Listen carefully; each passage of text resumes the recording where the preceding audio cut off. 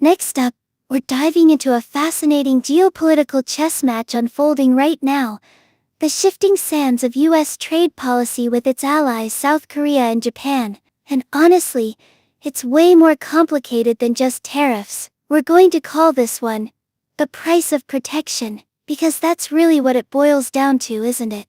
The price of having a superpower as your protector. It feels like we're watching the old world order being renegotiated in real time. Now the article details how Trump is essentially saying, hey, you want good trade terms? Let's talk about who pays for what when it comes to US troops stationed over there, and maybe even some energy deals.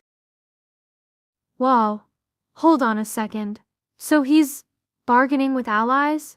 Like, we'll lower tariffs if you pay us more for the soldiers protecting you? That feels aggressive. I mean, aren't these countries already contributing? It's just, wow. Is that even legal? That's a fantastic question.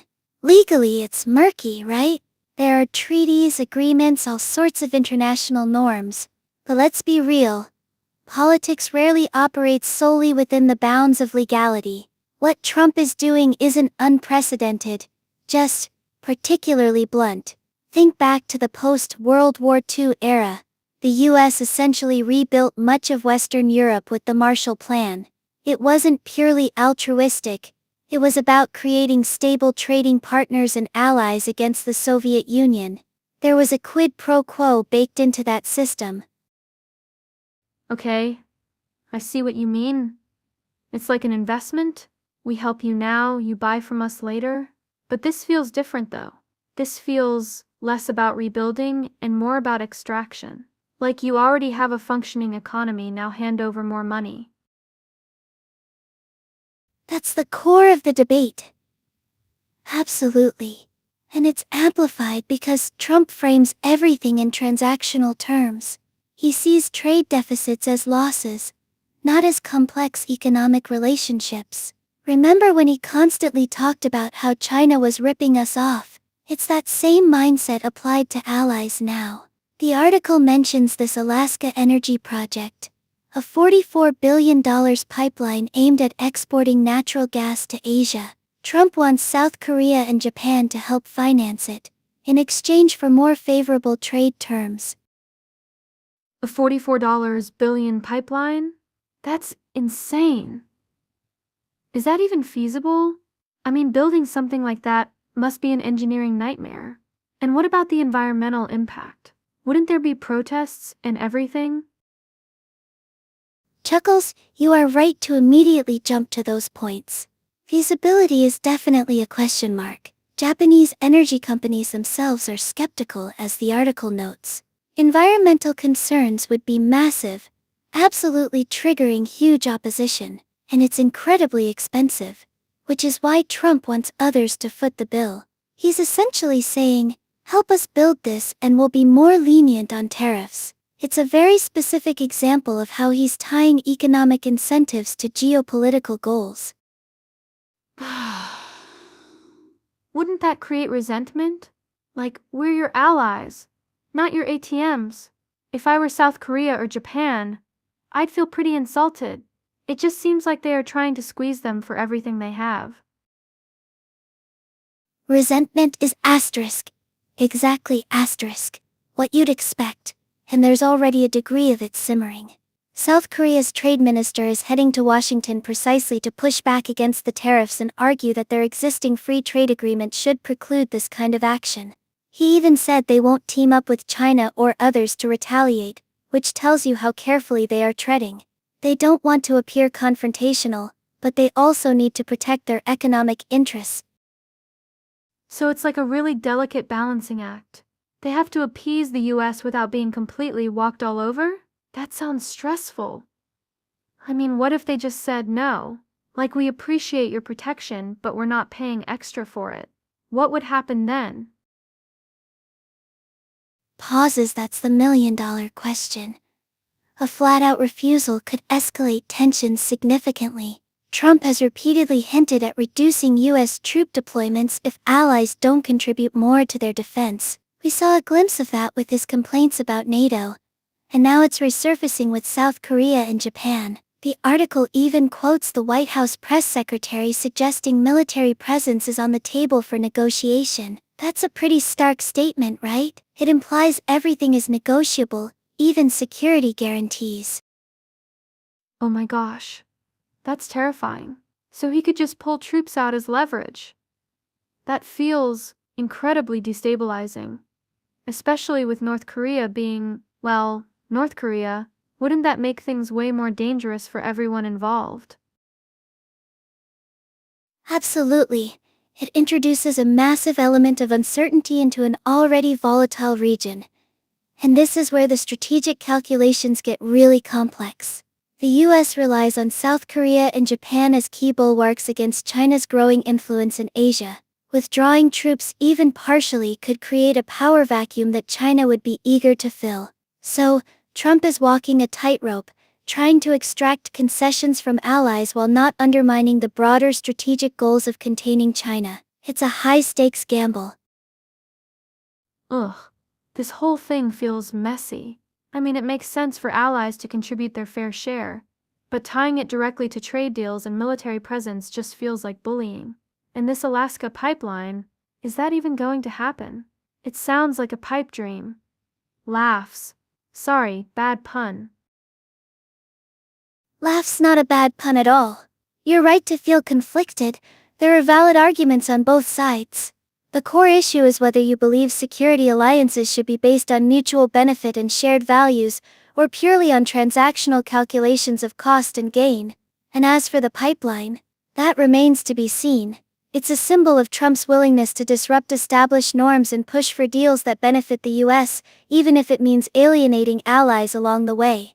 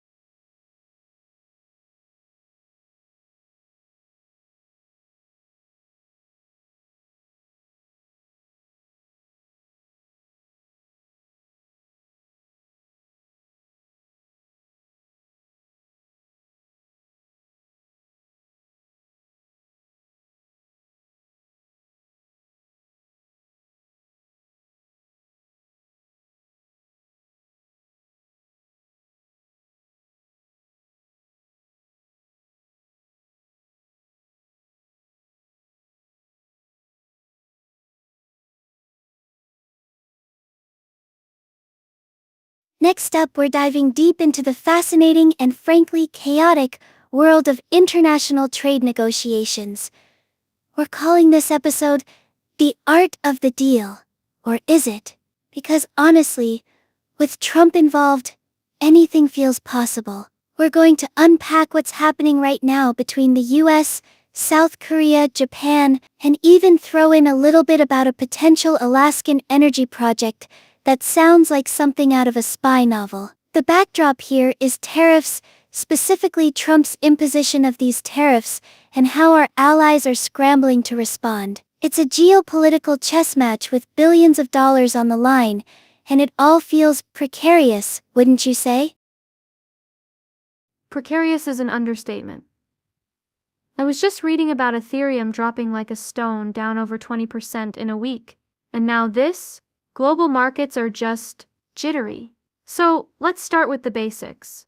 Trump slaps tariffs on South Korea and now their trade minister is flying to Washington. What's the actual beef here? Is it purely about trade deficits, or is there more going on?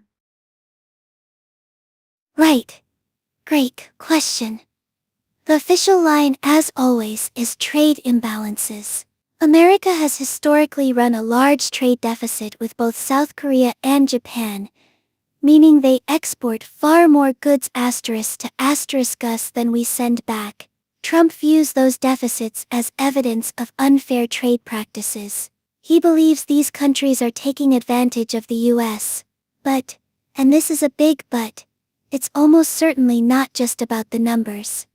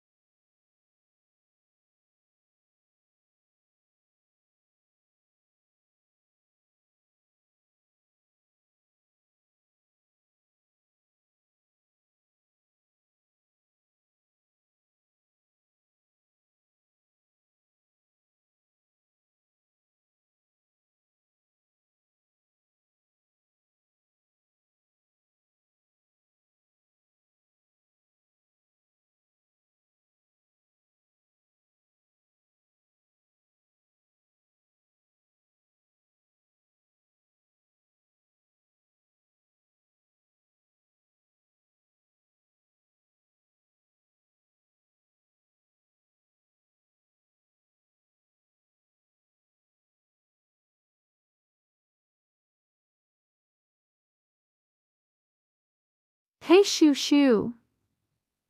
Glad you could make it. Hope your day is going wonderfully. Or at least not terribly. What are we all up to today? Anyone have any burning questions for me? Or just here for the vibes? Let me know!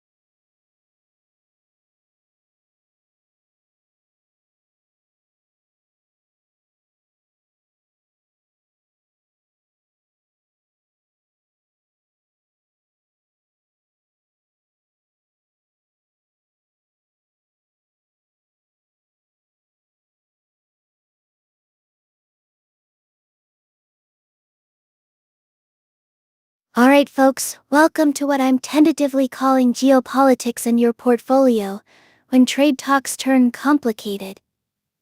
Haha, a bit of a mouthful, I know. But that pretty much sums up the situation we're looking at today. We've got this fascinating interplay between currency fluctuations, Ethereum taking a tumble, and old-fashioned trade negotiations specifically focusing on South Korea right now, but with ripples reaching Japan and potentially Taiwan as well. And let me tell you, I've seen these kinds of situations play out time and again over the decades. It's never just about trade deficits. It's always a power play, a chess game conducted on a global stage. Now the article lays out how Trump is using everything at his disposal: tariffs, potential energy deals like this massive Alaskan LNG project, even the presence of US troops and foreign aid maintains as leverage in these talks with South Korea. And that brings us to the core question: is leveraging military presence and foreign aid as bargaining chips a justifiable tactic, even with allies? It's tricky, isn't it? On one hand you have the pragmatism of realpolitik, nations act in their self-interest, always. It's not pretty, but it's how the world works. Think about the post-World War II era. The Marshall Plan wasn't purely altruistic. It was a strategic move to rebuild Europe and create strong trading partners *, prevent the spread of communism. So there is a historical precedent for linking aid and geopolitical goals. Whoa, hold on. That's intense. So you're saying even when it comes to countries we consider friends, it's still kind of like every country for themselves? That feels a little cynical, doesn't it? I mean, aren't allies supposed to have each other's backs? And Ethereum just dropped over 20%? What does that even have to do with all this trade stuff? Is someone trying to short the market because of the tariff news?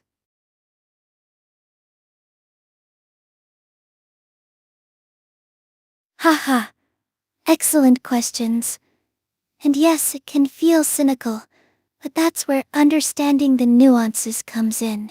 Allies isn't a monolithic concept. It's a spectrum of relationships built on shared interests, security, economic cooperation, political alignment. Those interests can shift and evolve, leading to friction. As for Ethereum, well, that asterisk is an excellent point about market reaction. The crypto drop is likely due to broader macroeconomic fears amplified by this trade uncertainty. Investors tend to flock to perceived safe havens during times of instability, and right now, a tariff war brewing with key economic partners definitely qualifies as instability. See, when you introduce tariffs, it creates uncertainty.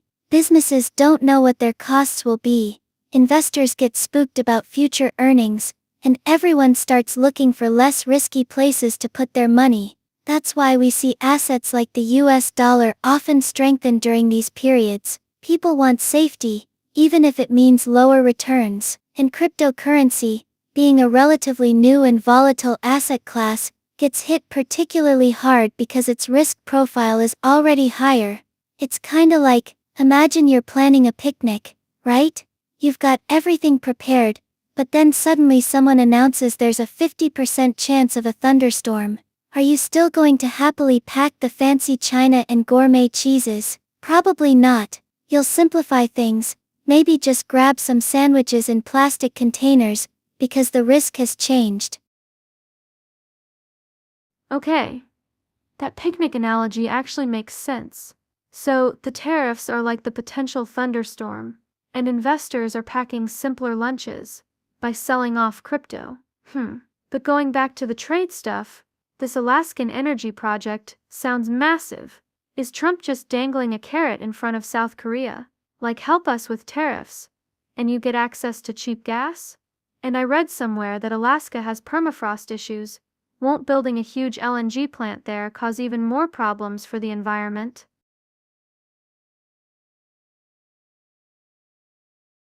Absolutely. The Alaskan Energy Project is classic leverage. It's what we call a win-win proposal, at least on paper.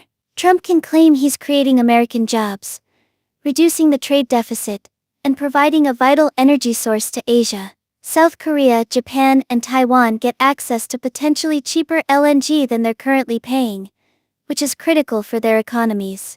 And it also conveniently reduces their dependence on, say, Russian gas, which has geopolitical advantages for the US. Now you're incredibly astute to bring up the permafrost issue. That's a huge concern, and one that many energy companies are rightfully hesitant about. Building massive infrastructure on thawing permafrost is an engineering nightmare and an environmental disaster waiting to happen. The foundations would be unstable, leading to leaks and potential spills, plus releasing more greenhouse gases as the permafrost thaws. So yes, there's a significant ethical dimension here. But that's precisely why Trump has some leverage. He knows these countries need energy. And he can paint it as help me with trade imbalances and you get access to this project. But if you push back, well, maybe we reconsider the viability.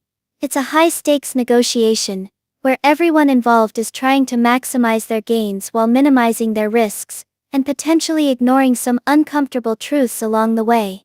This reminds me of when OPEC decided to cut production in the 70s. It was all about leveraging supply to control price, but it backfired spectacularly and led to stagflation. Oh wow! So this LNG deal is basically a really complicated version of you scratch my back, I'll scratch yours. And that permafrost thing is seriously scary. You know, sometimes I feel like the world is just one giant game of risk, but with actual consequences. But you said Trump could also bring up troop presence and foreign aid. That seems really aggressive, even for him. Isn't there some kind of unspoken agreement that security alliances are separate from trade?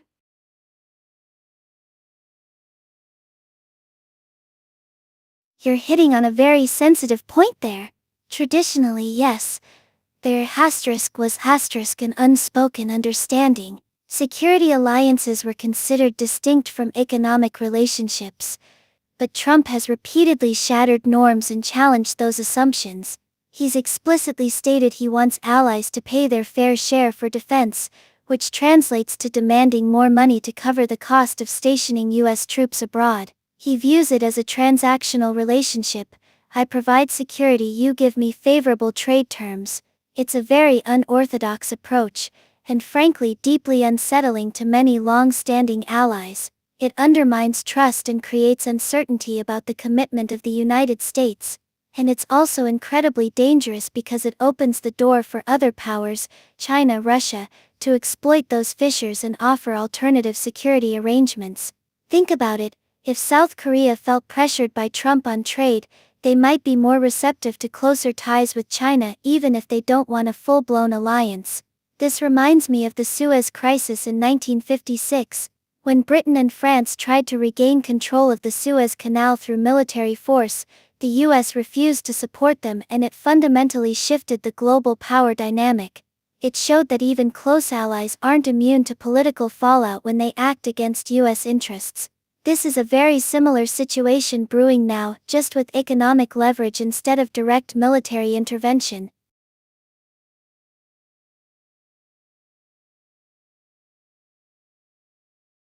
Hey Shoo!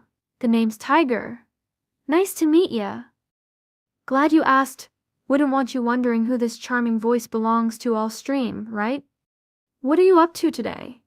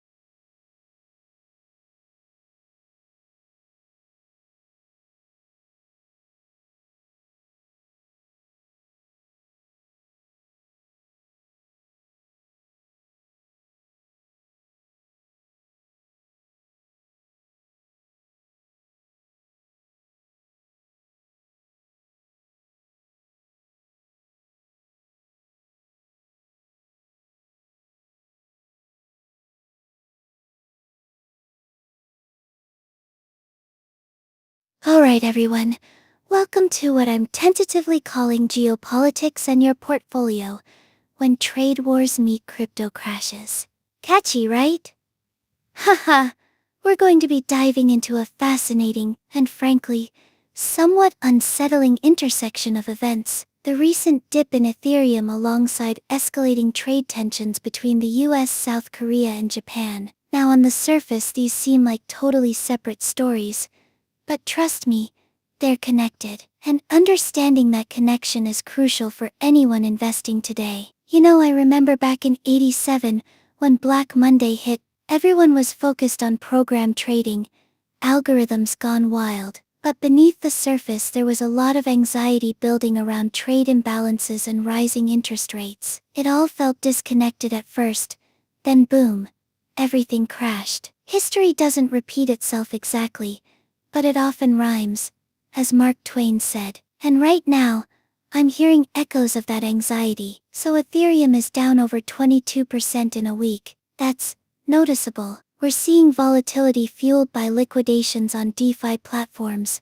people getting margin called and forced to sell, and then this broader macroeconomic fear creeping in. But the article points towards something specific happening with South Korea and the US, specifically tariffs, and I think that's a huge piece of this puzzle. Wow. Okay. That asterisk is asterisk a lot to unpack. So Ethereum is going down because people are losing money on crypto loans? And that's connected to trade talks between America and Korea? How does asterisk that asterisk even work? It feels like comparing apples and spaceships, honestly.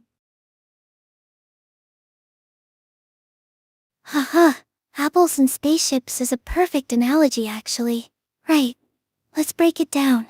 The crypto market is still relatively small compared to the overall global economy, but it's becoming increasingly interwoven with traditional finance. When broader economic fears rise, like worries about trade wars potentially slowing global growth, investors tend to pull back from riskier assets. And right now, a lot of people see crypto as risky, despite its growing acceptance. So the first domino falls with fear and uncertainty. Now the US-South Korea situation.